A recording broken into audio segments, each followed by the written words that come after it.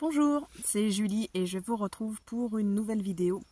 Cette-ci va concerner la nouvelle lune qui va se produire le 14 octobre dans le signe de la Balance et qui a la particularité d'être une éclipse puisqu'elle se retrouve conjointe au nœud sud.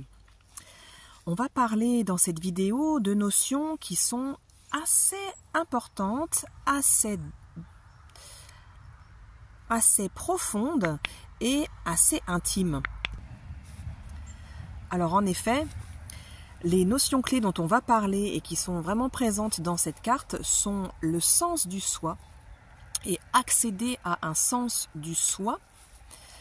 On va parler également d'une nouvelle intelligence relationnelle et enfin on va parler de l'agressivité. Alors, des notions qui sont très ambitieuses et donc ce nouveau portail énergétique et surtout évolutif majeur qui s'ouvre pour les 6 mois à venir avec la période des éclipses qui est en train de s'ouvrir, eh bien, va nous emmener dans un chemin de guérison, de réconciliation et de création d'un nouveau sens intérieur du soi et d'un nouveau sens de la relation à l'autre, qui va pouvoir être assez révolutionnaire finalement dans notre vie si on parvient à relever les défis qui nous sont proposés par cette carte du ciel. Alors on démarre tout de suite avec la première thématique qui va être la plus longue et qui est très très fortement représentée à mon sens dans cette carte et qui est la thématique du sens du soi. Alors on en a déjà parlé longuement, je ne vais pas revenir très longtemps dessus. Si vous voulez en entendre parler un peu plus, vous pouvez aller voir mes 2 dernières vidéos, dont je vous laisserai le lien. Donc l'axe des nœuds lunaires est actuellement dans les signes du Bélier et de la Balance. Ce qui bien entendu nous fait travailler sur l'axe de la relation à soi et de la relation à l'autre, le tout étant d'arriver à trouver un équilibre entre les deux et de pouvoir être et dans la relation à l'autre et la relation on va dire un peu plus intime avec la Balance, c'est plutôt la relation à deux qui peut être amoureuse ou qui peut être un partenariat, enfin bref, peu importe, et le sens du soi et de la réalisation du soi. Voilà, je m'arrête sur ce point-là, je ne développe pas plus.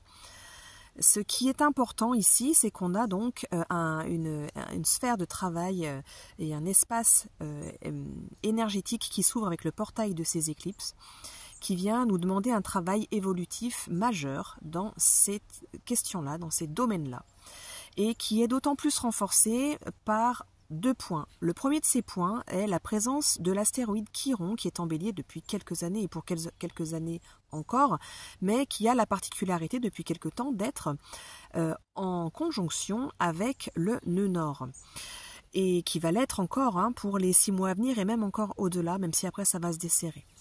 Donc on a vraiment une période évolutive qui va demander une évolution profonde et qui se fait dans le temps. Les thématiques que l'on va être amené à travailler, ce n'est pas quelque chose qui se fait du jour au lendemain, ni même en quelques semaines. L'astéroïde Chiron, dans le Bélier, nous parle d'une difficulté à avoir une notion du sens du soi, qui soit vraiment intégrée et qui soit vraiment présente. C'est-à-dire que avec l'astéroïde Chiron, dans le signe du Bélier, collectivement, ça va nous ramener à des thématiques où l'on se sent vide. Il y a une certaine sensation de vide intérieur lorsqu'on se connecte à soi. Quelle est mon identité propre? Quand je me connecte à ça intérieurement, il y a une espèce de vide qui peut être assez angoissant. Alors évidemment, ce sont des questions qui sont partagées par tout le monde, à des degrés différents bien entendu, mais tout de même qui peuvent avoir une résonance chez chacun d'entre nous. Cette espèce de sensation de vide, elle peut se manifester de plusieurs manières. Ça peut être lorsque j'ai besoin de faire un choix ou de m'engager dans quelque chose, de passer à l'action, eh bien, je ne vais pas être capable de le faire ou alors je vais avoir besoin d'une validation extérieure pour le faire ou bien je vais tergiverser pendant des heures et des semaines et des mois.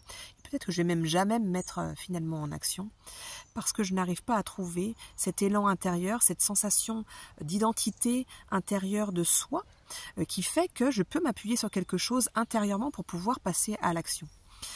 Ça peut être aussi que je vais tout le temps demander de l'aide à l'autre, ou alors au contraire, ça peut être que je vais croire qu'il faut que je fasse tout par moi-même et que il faut surtout pas que je dépende de l'autre. Quoi qu'il en soit, il y a un rapport comme ça au soi qui n'est pas suffisamment assumé ou qui n'est pas suffisamment clair et qui n'est pas suffisamment en tout cas présent. Il y a une espèce de flottement qui est là.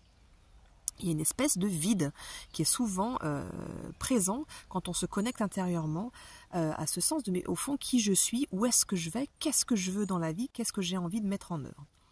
Ça, c'est la thématique de Chiron en Bélier. Il y a cette blessure-là qui peut souvent faire écho à des choses de la petite enfance.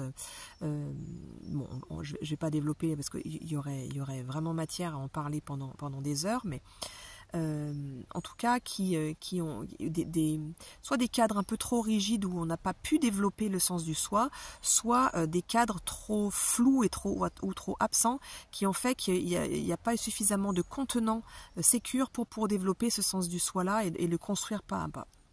Peu importe. Bon voilà, ça sera à chacun d'aller voir ce qui résonne pour lui dans ces questions-là.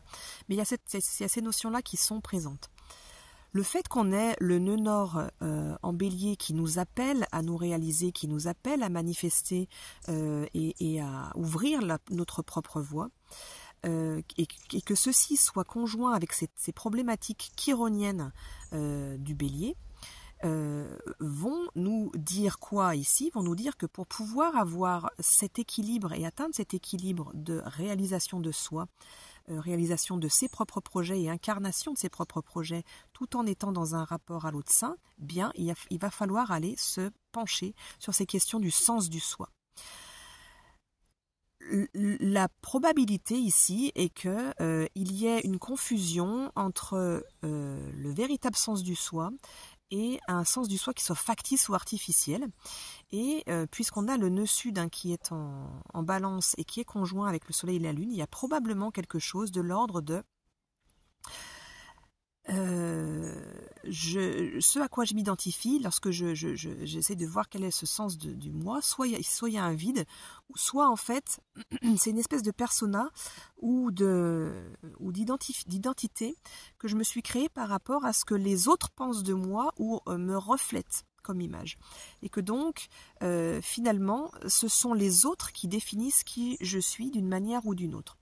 Il va pouvoir se manifester d'une multitude de façons, encore une fois. Ceci va pouvoir amener, d'autant plus qu'on a toujours ce nœud sud qui est en balance et qui donc, comme on a pu en parler auparavant, peut refléter des questions de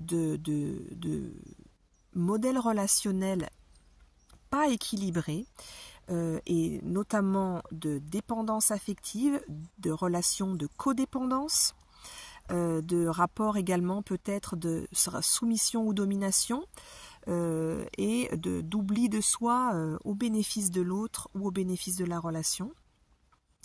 Bien, on voit bien le lien ici entre le fait que pour pouvoir me réaliser sainement dans le monde, j'ai besoin à la fois d'être en lien avec l'autre, oui, mais de me détacher de l'identification à ce que me renvoie l'autre pour pouvoir construire une image de moi et un sens de moi, un plein à l'intérieur qui a été construit par moi-même.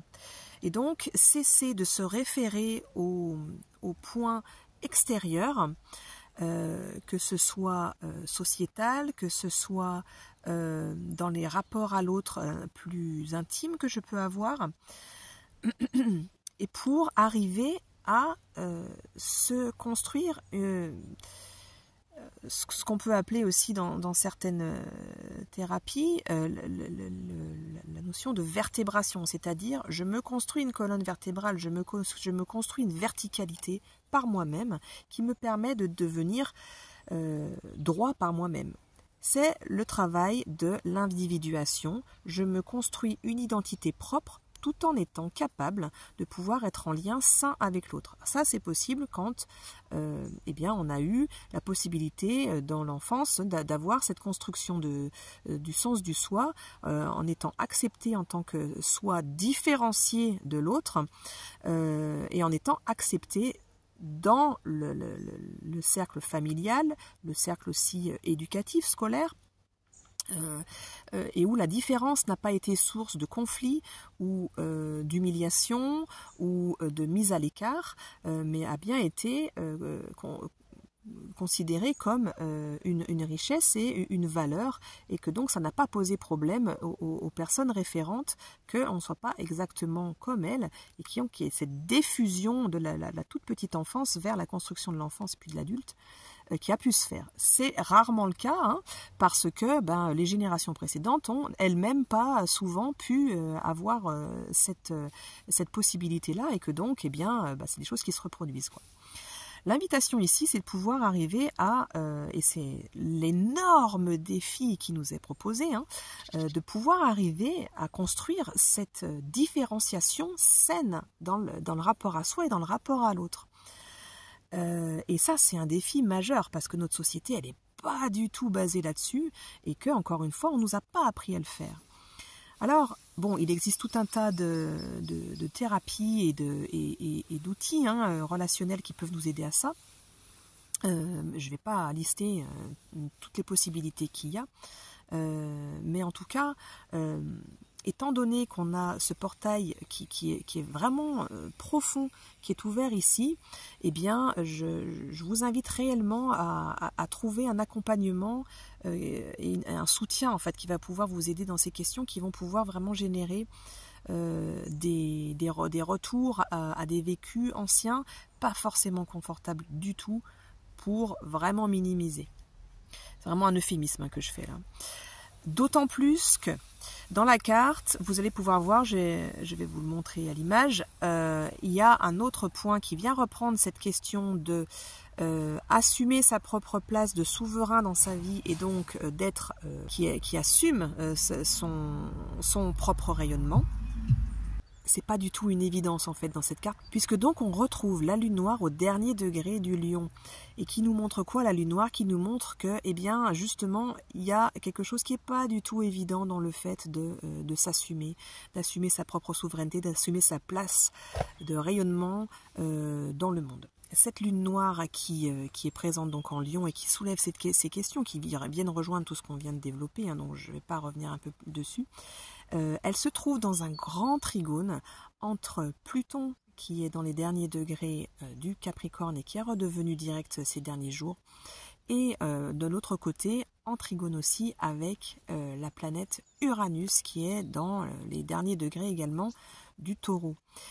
Ça veut dire quoi? Ça veut dire que Pluton, qui invite réellement à aller transmuter les choses, vient renforcer cette lune noire qui cherche à la résolution en fait de ce vide, de ce manque de capacité à rayonner par soi-même. Et que ceci est également soutenu par la présence donc d'Uranus en trigone en Taureau, qui vient lui chercher des nouvelles façons d'être, et qui vient soutenir en fait tout ce travail-là. Le travail de résolution que représente le manque représenté par la lune noire, on le retrouve sous le point qui est opposé à la lune noire, qu'on appelle le Priape, et donc qui est dans les derniers degrés du Verseau. Ça veut dire que ce qu'on nous appelle à faire, c'est à pouvoir rayonner au bénéfice du collectif et dans son unicité, en fait, avec le point de résolution dans le Verseau. Ceci étant en conjonction avec, comme vous pourrez le voir sur la carte, Saturne, qui est dans le tout premier degré du Poisson, vient nous dire que ça va être par l'effort, par la constance et par un travail de lenteur, et qui va pas être, ça va pas aller de soi avec Saturne, mais ça va se faire sur du long terme, qu'il va falloir viser une résolution. Voilà, donc pour ce premier point qui prend très très longtemps, mais qui est majeur et sur lequel j'avais vraiment envie de passer du temps, on voit qu'on a des défis importants qui s'ouvrent à nous pour cette nouvelle période de 6 mois, de crise évolutive, j'ai envie de dire, avec ce portail écliptique. D'autant plus que, on le sait hein, depuis plusieurs mois, et c'est encore le cas aujourd'hui, Pluton qui vient pousser à l'évolution, à la transformation, à la transmutation, est en carré au nœud, et donc vraiment renforce ce besoin de changement profond et d'aller vraiment racler les fonds de tiroir pour pouvoir transmuter tout ça en une force, qu'il est également, donc puisqu'on est en conjonction, en carré avec la Lune et avec le Soleil. C'est-à-dire qu'il y a vraiment, encore une fois, cette question de l'identité, de l'identification, qui sont extrêmement prégnantes pour cette période-là qui s'ouvre. Avec le Soleil et avec la Lune, ça va être les questions de dépendance affective, dépendance relationnelle, donc comme on en a parlé, hein, qui sont mises à jour et qui sont plus possibles en fait. Hein. Ça peut aussi, avec un carré Pluton-Lune, se jouer dans la sphère familiale. Il est possible qu'il y ait des difficultés qui aient pu avoir lieu par le passé dans la sphère familiale et qui demandent à être résolues.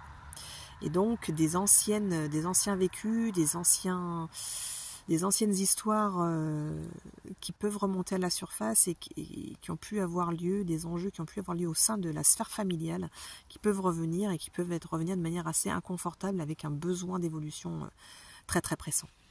Voilà, je m'arrête ici pour le premier point parce qu'on est vraiment, voilà, ça fait longtemps que je parle, mais j'avais vraiment envie de pouvoir insister sur ces facettes-là qui sont très intimes et qui sont très puissantes en fait, également en force de résolution. Le deuxième point, c'est l'intelligence relationnelle. Donc on a parlé hein, longuement de à quel point en fait cette relation à soi allait pouvoir amener quelque chose de plus posé, de plus stable intérieurement, de plus vertical. Cette construction intérieure va pouvoir avoir l'impact que nos relations extérieures vont plus se faire sur le même mode du tout. On va plus être dans la quête de reconnaissance de l'autre en faisant ce travail graduellement bien sûr, hein, ça va pas se faire du jour au lendemain encore une fois. On va plus être dans la quête d'identification à travers l'image que me renvoie l'autre. On va plus non plus être dans l'attente de résolution de nos questionnements intérieurs ou de recherche d'orientation par des voies extérieures, c'est-à-dire je vais demander conseil toujours à l'extérieur pour alors quelle décision je prends, qu'est-ce que je fais dans cette situation-là, où est-ce que je vais, ou bien alors l'extrême inverse, c'est de toute façon je fais tout seul et je vais jamais demander de l'aide à l'autre. Voilà, ces deux extrêmes de toute façon montrent qu'il y a un déséquilibre. Et l'idée, c'est d'arriver à trouver un équilibre justement là-dedans. C'est être capable de demander conseil à l'autre et de parler à l'extérieur pour partager lorsqu'il y a besoin en fait, d'avoir un avis extérieur ou simplement d'avoir, vous savez, cette espèce de miroir qui se fait lorsqu'on parle avec quelqu'un d'autre et que tout à coup, simplement le fait de pouvoir exposer ses idées, eh bien, nous fait voir les choses d'une certaine manière et puis on nous viennent des solutions auxquelles on n'avait pas pensé 5 minutes avant. Et tout ça sur non seulement un pied d'égalité, mais une libération des attentes qui peuvent peser sur l'autre dans la relation, puisque si on est vraiment construit à l'intérieur, qu'on a cette sensation de plein à l'intérieur, on va pouvoir chercher du soutien lorsqu'on en a besoin, mais on ne va pas en être complètement dépendant en permanence. On va pouvoir également chercher du conseil lorsqu'on en a besoin, mais on ne va pas être attaché en fait à ce que l'autre va nous dire et on va pouvoir en faire la synthèse et s'attribuer finalement la décision finale par rapport aux orientations qu'on a envie de prendre. Donc il y a vraiment ce changement de mode relationnel, et je parlais d'intelligence relationnelle puisqu'on trouve aussi la planète Mercure qui est également en conjonction un petit peu plus large et qui est en balance. Donc Mercure cherche encore ici des nouvelles façons de communiquer, des nouvelles façons d'être en relationnel. Il cherche à revoir comme ça, à repenser les choses. Donc on a cette dimension aussi qui va se mettre en place, de nouvelles intelligence relationnelle, nouvelle façon d'être en relation avec l'autre et qui soit plus saine. Voilà, et j'en viens au troisième point clé, et qui est le point de l'agressivité. Si vous n'avez pas encore lu ma publication sur la colère, sur Mars et la colère, avec sa conjonction qui se défait un petit peu là avec le nœud sud, je vous invite à le faire. Vous trouverez dans la barre, je ne sais plus de quel côté, ce sera ce côté ou ce côté, enfin bref, vous trouverez ça. Je vous mettrai le lien où j'explique un peu plus longuement le lien entre Mars et la colère, et la colère qui peut surgir avec ce Mars qui est encore en conjonction au nœud sud, alors de manière un peu moins étroite, mais n'empêche que la conjonction elle est encore là. Il peut y avoir, avec le fait qu'il y ait toutes ces questions intimes et profondes qui viennent à la surface, et ces vieilles blessures qui remontent, ces vieilles questions qui peuvent remonter à la surface, pas mal d'agressivité, pas mal de colère, ça peut être assez chargé comme période. La conjonction avec le nœud sud, comme je disais, elle se dénoue, donc elle se détend, et on pourrait croire que la question de la colère, de l'insatisfaction et de l'agressivité peut se défaire aussi, mais c'est pas le cas, parce que Mars se retrouve en carré à Pluton, et que Mars carré Pluton, ça peut amener pas mal de violence également. Donc attention, lorsqu'on va vouloir faire ses pas pour aller vers soi, et donc avoir ces vieilles questions peut-être un peu purulentes, hein, qui n'ont pas été réglées auparavant, qui reviennent à la surface dans le rapport à l'autre, dans notre propre histoire, les propres blessures de notre histoire, du rapport à soi, et dans la mise en place d'un nouveau rapport à soi, donc en fait l'élaboration d'une nouvelle structure intérieure, et donc ça va forcément faire bouger les relations à l'extérieur, puisqu'on ne veut plus les aborder de la même manière, et que ça va être déstabilisant et pour soi et pour l'autre. Eh bien attention, parce qu'il peut y avoir une intransigeance et une agressivité latente qui peut s'exprimer de manière pas toujours canalisée et un peu explosive. Donc attention à ça, faites attention lorsque vous sentez que le fait de vous positionner différemment, ça engendre des changements et des réactions différentes de d'habitude, par voie de conséquence, mais n'empêche que peut-être qu'on ne s'attendait pas à certaines réactions, on ne peut pas anticiper comment ça va se passer. Attention à ne pas exploser à ce moment-là. Là, la balance et sa pondération peuvent vraiment nous aider.